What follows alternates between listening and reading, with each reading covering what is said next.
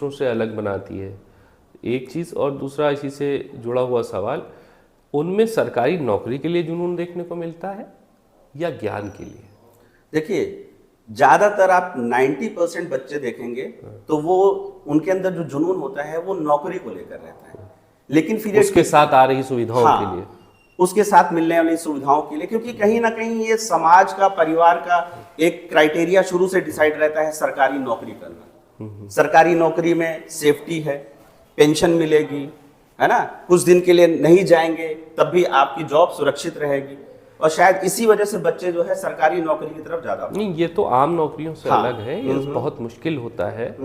जैसा कि मेरा मानना है कि कहीं लाखों में तो 4-10 लोग इसमें सेलेक्ट होते हैं, तो इतनी मुश्किल चीज़ को वो क्यों चुनते हैं? क्योंकि जाहिर है कि मेरा जहाँ तक मानना है, इसमें वही व्यक्ति आना चाहिए जिसके अंदर एक क्रांति की ख्वाहिश हो, समाज को बदलने की एक ख्वाहिश हो। जैसे कोई शायर कहता है कि पानी आँख में भर के लाया जा सकता है, अब भी जलता शहर बचाया जा सकता है। अगर आपके अंदर ऐसे कुछ जज्बात हैं तो शायद आपको तब इस फील्ड में आना चाहिए, क्योंकि ये बहुत ज़्यादा एनर्जी मांगती है। आम आदमी, साधारण व्यक्ति के बस की बात नहीं है। लेकिन देखिए, बात यहाँ पे कि जिस उम्र में इसकी तैयारी शुरू होती है उस समय बच्चे में उतनी तार्किकता होती ही नहीं। बच्चे में वो नौकरी को लेकर ही उनके अंदर जुनून रहता है। अच्छा। उनके अंदर शायद ही सेवा भाव रहता हो कि हमें इस फील्ड में जाकर लोगों की सेवा करनी है। और इवन उनके घर वालों का भी अगर आप देखेंगे तो वो भी अपने बच्चे को डीएम, आईपीएस ऑफिसर क्यों बनाना चाहते हैं? ताकि बच्चा एक अच्छा जीवन जी सके और समाज में पूरे परिवार की प्रतिष्ठा बढ़ सके।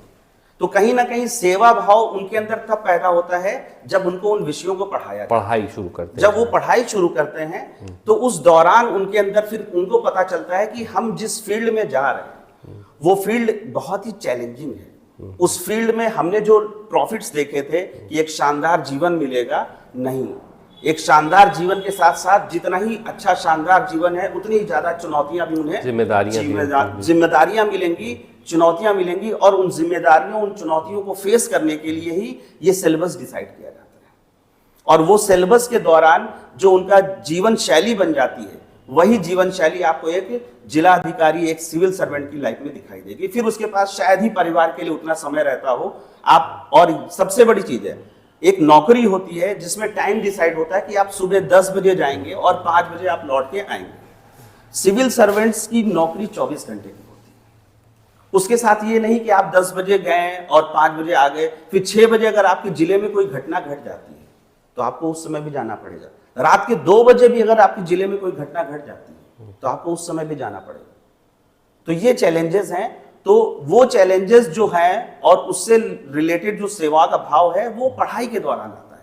और सबसे बड़ी चीज यही है कि इसीलिए क्या है कि बच्चे तो बहुत सारे पढ़ने के लिए आते हैं लेकिन सेलेक्ट बहुत कम होते हैं, जो अपने आप को परिवर्तित कर लेते हैं इस फील्ड के हिसाब से, इन चुनौतियों के हिसाब से, और उसके आधार पर अपने ज्ञान का वर्धन करते हैं, ज्ञान बढ़ाते हैं, पढ़ाई करते हैं, उसके बाद वो उस फील्ड में जा पाते हैं। और शायद इसी वजह से पर्सनालिटी टेस्ट भी रखा गया है। अच्छा। वहां पर वो देखना चाहते हैं कि आपके अंदर चैलेंजेस, जो चुनौतियां आपको जीवन में मिलने वाली हैं, उन चुनौतियों के लिए आपके अंदर क्षमता है कि नहीं।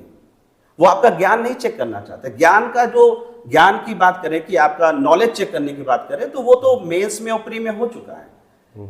इंटरव्यू होता है आपके व्यक्तित्व का जो है परीक्षण, उसमें लिखा ही हुआ है व्यक्तित्व परीक्षण, और उसी में यह परीक्षण होता है कि भविष्य में अगर आपको कोई चुनौती मिलती है, फॉर एग्जाम्पल कोई कम्युनल राइट्स हो गया या फिर किसानों ने विद्रोह कर दिया, तो अगर आप वहां के जिला अधिकारी हैं, आप वहां के आईपीएस ऑफिसर हैं, आप वहां किसी भी पद पर हैं, किसी सरकारी पद पर उस समस्या से जुड़े हुए हैं, तो आप उसको कैसे चैलेंज करेंगे।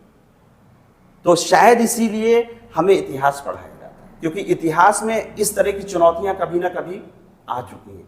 तो हमें उन चुनौतियों को जानना है और उन चुनौतियों से पहले इतिहास में अगर कोई गलती हुई तो उसको ना दोहराते हुए हमें एक सही सलूशन, एक सही निर्णय वहां पर लेकर। बहुत अच्छी बात कही आपने, यानी इतिहास की गलतियों से सीखना है और जो उसमें अच्छे डिसीजन हुए हैं उसको लेकर के आगे बढ़ना है, इसलिए हमें इतिहास पढ़ाया जाता है उसमें। अब एक सवाल सर आपसे हमारा कि एस्पायरेंट्स को किस एज में शुरुआत करनी चाहिए प्रिपरेशन की, दूसरी चीज़ इसमें कितना पैसा लगता है, तीसरी चीज़ किस तरह एक स्टूडेंट माने कि वो एक सिविल सर्वेंट बन सकता है। देखिए, अगर सिविल सर्विसेज की तैयारी की बात करी जाए तो इंटर करने के बाद जी सोच तो पहले से सकते हैं, लेकिन क्योंकि देखिए इंटर तक की जो पढ़ाई है वो भी बहुत इंपॉर्टेंट होती है, और शायद इसी वजह से कि इंटर से पहले बच्चे जो कंपटीशन की तैयारी और सब करने लगे, शायद इसी चीज की वजह से सरकार के द्वारा कुछ नए नियम लाए जा रहे हैं, जिसमें ये कहा जा रहा है कि जो बच्चा पढ़ाई कर रहा है वो साथ में कंपटीशन की तैयारी ना करे, क्योंकि पहले ज्ञान पाना जरूरी है। तो इंटर तक जो ज्ञान आप प्राप्त करते हैं उसके लिए जरूरी है पूरा फोकस होकर उसकी तैयारी करें। तो इंटर के बाद जब आप ग्रेजुएशन की तरफ जाते हैं तब आप इसकी तैयारी शुरू करें। सोच पहले से सकते हैं, लेकिन आप कोई कोचिंग ना ज्वाइन करें इंटर से पहले, मेरा यही कहना है। आप इंटर से पहले कंपटीशन की कोई कोचिंग ना ज्वाइन करें। अगर उसके पहले आपको पढ़ना है तो जो एकेडमिक है आप उसकी पढ़ाई करें। हाँ, क्योंकि देखा जाता है इंटरमीडिएट का सिलेबस खुद ही सेल्फ सफिशिएंट होता है, इतना कुछ उसमें होता है, लेकिन बच्चे से यूपीएससी का जो सिलेबस है उसमें हम लोग को 6 से लेकर 12 तक की एनसीईआरटी पढ़ानी पड़ रही है। इसकी वजह क्या है कि 12 तक में शायद उनको वो शिक्षा अच्छे से नहीं मिली, वरना दोबारा पढ़ाने की क्या जरूरत पड़ती। यानी ये इंटरमीडिएट तक की पढ़ाई सिविल सर्विसेज के लिए बड़ी इंपॉर्टेंट, बहुत इंपॉर्टेंट है। इसीलिए इंटर के बाद ही इस विषय में सोचिए, और उसमें भी अपनी क्षमताओं के साथ सोचना है, और उसके साथ ये भी सोचना है कि हम कर पाएंगे कि नहीं।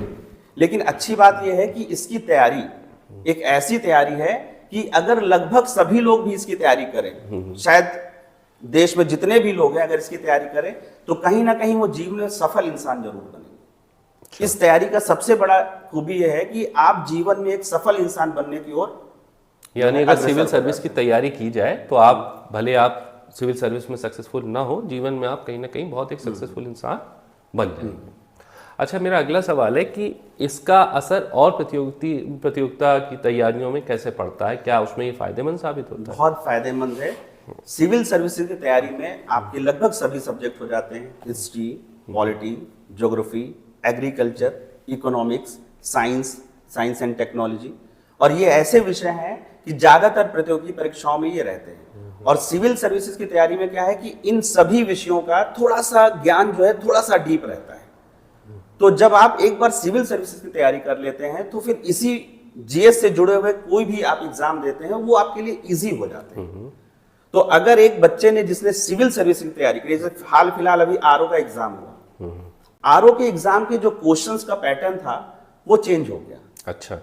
और वो पैटर्न कह दे सकते हैं कि थोड़ा सा टफ आ गया। और टफ कैसा आया कि वो जैसे पीसेस वगैरह में जो क्वेश्चंस पूछे जाते हैं, वन लाइनर क्वेश्चंस आरओ में था कि वन लाइनर क्वेश्चंस आते हैं, लेकिन इस बार थोड़ा कॉन्सेप्ट बेस्ड क्वेश्चंस आ गए। तो अब जिन बच्चों ने यूपीएससी की तैयारी करी हुई थी और उन्होंने आरओ का एग्जाम दिया, उन्होंने आते ही मुझसे बोला कि सर पेपर बहुत अच्छा हुआ। लेकिन जिन्होंने 3 महीने का क्रैश कोर्स किया था और वन लाइनर तैयारी करी, उन्होंने कहा कि सर मेरा उतना अच्छा नहीं हुआ।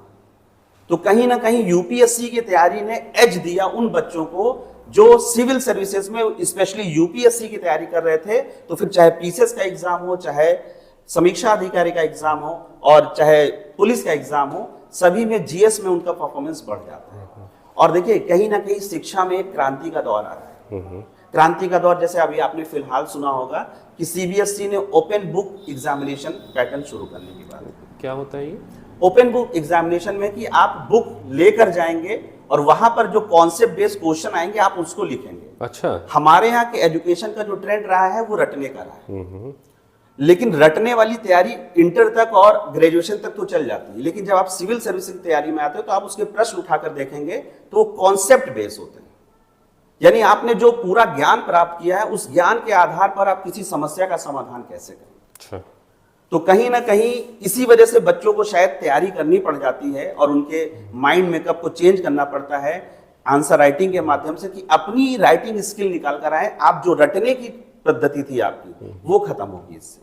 तो ओपन बुक एग्जामिनेशन से क्या होगा कि बच्चे ने फिजिक्स तो पढ़ ली, लेकिन उस फिजिक्स के माध्यम से अब वो मिसाइल कैसे बनाएगा, उसका प्रयोग करके मिसाइल में क्या करना चाहिए कि मिसाइल बने। तो एप्लीकेशन वाला पार्ट बहुत इंपॉर्टेंट है। तो यूपीएससी का सिलेबस ही ऐसा है कि उसमें जो क्वेश्चन है वो कॉन्सेप्ट बेस्ड आते हैं। यानी आपने पूरे जीवन में जो ज्ञान प्राप्त किया है उस ज्ञान के आधार पर जो चुनौतियां आने वाली है आप उन समस्याओं का सामना कैसे करेंगे, ये है इसका सबसे बड़ा। तो कहीं ना कहीं देखिए आप क्रांति का दौर आ रहा है। सीबीएसई ने नया पैटर्न चेंज करने की बात करी है, तो ये बहुत बढ़िया है। मैं अपने बच्चों से भी कहता रहता था कि आप लोगों की टेंडेंसी जो रही है वो रटने की रही, और आप सोचते हैं कि टीचर या सर जो है कुछ लिखवा देंगे और मैं उसको रट लूंगा और एग्जाम में जाकर लिख दूंगा। तो इसीलिए शायद ये शिक्षा में क्रांति के रूप में आपको दिखाई दे रहा है, और बहुत अच्छी चीज है। इससे क्या होगा कि बच्चे की जो रटने की टेंडेंसी है वो खत्म होगी और वो उसका एप्लीकेशन पार्ट पढ़ेगा। बुक लेकर जाएगा, लेकिन जो क्वेश्चन आएगा वो उस बुक को आधार बनाते हुए एप्लीकेशन वाले पार्ट में आएगा, और यही सबसे जरूरी है। हमारे यहाँ आज इतने ज्यादा, जैसे जितनी भी रिसर्च आप देखते हैं विकसित देशों में होती है दिखाई देती है, कहीं ना कहीं उनकी शिक्षा व्यवस्था में ऐसा कुछ है। भाई किताबें तो हम भी वही पढ़ते हैं लगभग जो वो पढ़ते हैं, लेकिन पढ़ाने का एक तरीका होता है। जैसे इतिहास, एक होता है टीचर इतिहास को रटवाता है, और एक होता है टीचर इतिहास को समझाता है और बताता है कि इतिहास में क्या अच्छा हुआ क्या गलत हुआ, ताकि भविष्य में आप इतिहास को आधार बनाते हुए अपने निर्णय को ले सके और वो पुरानी गलतियां ना हो जो इतिहास में कभी किसी ने करी।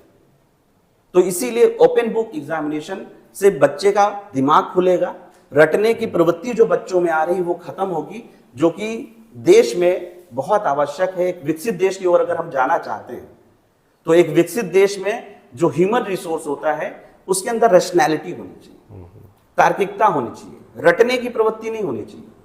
क्योंकि रटने से क्या होगा कि मान लीजिए किसी ने बहुत सारी चीजें रट ली, लेकिन उसके सामने अगर समस्या, मान लीजिए कोई डॉक्टर है, डॉक्टर ने चीजें पढ़ी, मेडिकल की फील्ड की पढ़ी, और उसको अचानक कोई कम्युनल राइट हो जाए, उससे कहे कि आपको जाके संभालना है, उसके हाथ पैर फूल जाएंगे। क्यों फूल जाएंगे?